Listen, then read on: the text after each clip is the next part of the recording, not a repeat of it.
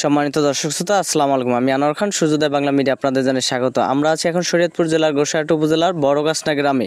বড়গাছনা গ্রামে জনাব ফরিদ কাকা পেঁপে চাষ করে ভালো লাভবান হয়েছেন এবং পেঁপে চাষে অল্প দিনে ভালো সফলতা পেয়েছেন। আজ তার সফলতার গল্প শুনবো।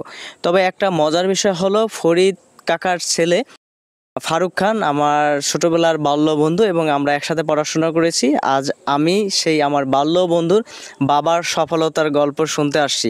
কাকা, কেমন আছেন আপনি? আলহামদুলিল্লাহ, আল্লাহ ভালো রাখছে।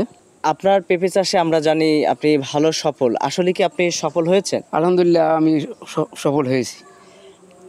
পেঁপে চাষ যারা করে তারা মূলত পেঁপে গাছটা কোন সিজনে লাগাতে পারে, কিংবা আপনি পেঁপে চারাটা কোন সিজনে লাগিয়েছেন এবং কোন জাত আপনি নির্বাচন করেছিলেন, এবং এই পেঁপে চারাটা লাগানোর পদ্ধতি কি? পেঁপে গাছ লাগানোর সময় হয়তো শ্রাবণ মাস হইতে ভাদ্র আশ্বিন কাতি মাস পর্যন্ত পেঁপে গাছ লাগাইছি। শ্রাবণ মাস হইতে আরম্ভ করছি। লাগানোর পর অনেক চারাই মারা গেছে গা। এরপর যেভাবে লাগাইছি, যখন লাগাইছি তখন খালি মাটিতে কোবাইয়া মাটি নরম করিয়া খালি লাগাইছি।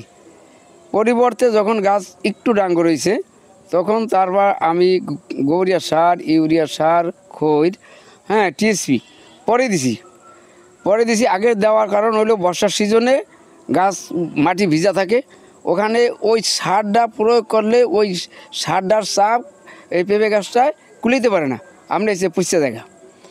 এরপর পরে যে সার দিছি, পানি দিছি এবং পানি দেওয়ার পর গাছ যখন হয়তো হাত দুই হয়েছে তখন হইতে পেঁপে আরম্ভ হয়েছে।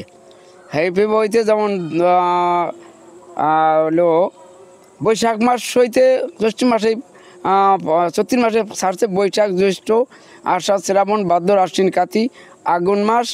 আজকে আগুন মাসে হয়ে পড়ছে। এই পর্যন্ত আমি প্রচুর পরিমাণে পেঁপে পাইছি।